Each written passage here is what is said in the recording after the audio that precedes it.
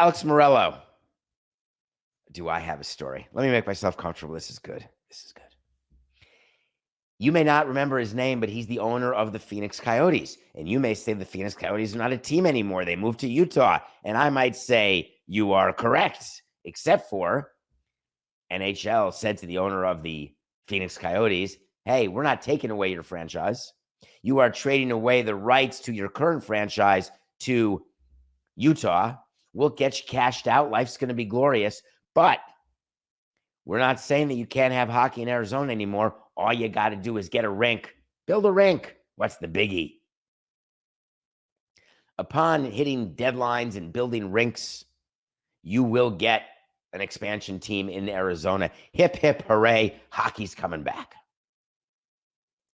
Then, in the bureaucratic of bureaucratic moves, deep in the heart of Arizona, behind closed doors and people not paying attention, the Arizona Council the other day canceled the land auction at the last minute. Who cares? We do. Because guess who was bidding on the land that was being auctioned off? The very same owner of the Coyotes.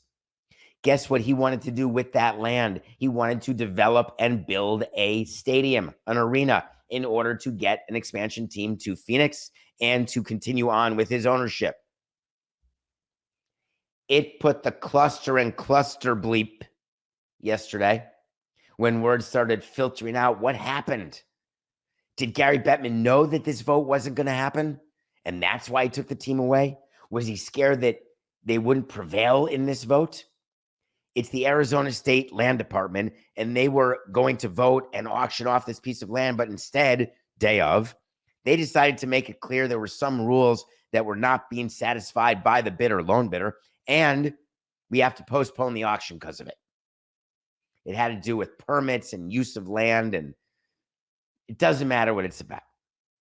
All I know is the Coyotes employees are sitting there, and there still are some working for no team, but working for Alex, getting ready to get approval, build a stadium, and be a great comeback story, bring back a team you lost.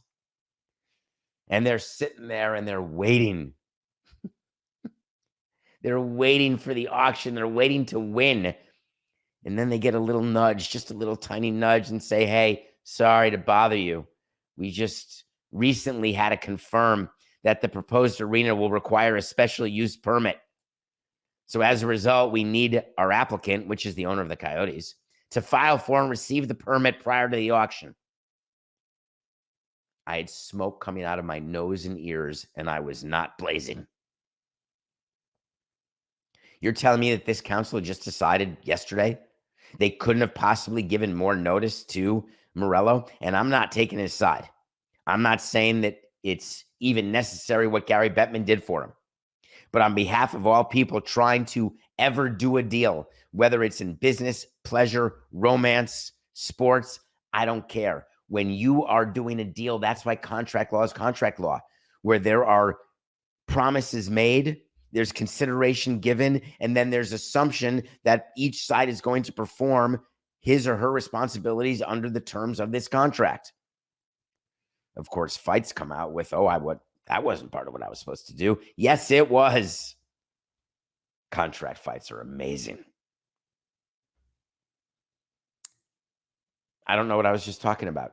I just had it happen, Coco. Why was I talking about contracts? Oh, you don't think it's possible that the Arizona Land Council, just for fun, the Arizona State Land Department, just for courtesy, could have mentioned that they were going to require a permit that they knew that Alex didn't have, and therefore the entire auction would be postponed?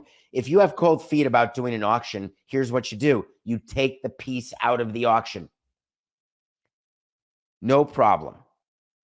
It's your right. When you're selling something at Sotheby's or Christie's, or you're selling your card collection, if you change your mind prior to a contract, prior to an auction, that is your right. There are some times that you sign a binding contract with an auction house where even if there's no bids, we have agreed to sell you this piece of land to you, the bank, you, the auction house. But absent that, there is no reason not to back away. It's just a bad look. Now, what if this was all done to get Alex Meruelo out of Phoenix, to get him to give up on his wish of getting a building there because they view him the way people in Oakland view John Fisher? What if that were the case? Brilliant, I say. No sooner than 12 hours after the department postponed this auction and this vote, Alex Meruelo came out and said, Fini, I'm done. I can't do it. I'm giving up the Coyotes. I'm telling all the employees you're out of work. I'm firing every lobbyist I ever had, getting rid of all the 1,500 to 2,500 an hour lawyers working on this deal. Screw it. This is absurd. We're never going to get a team here, ever.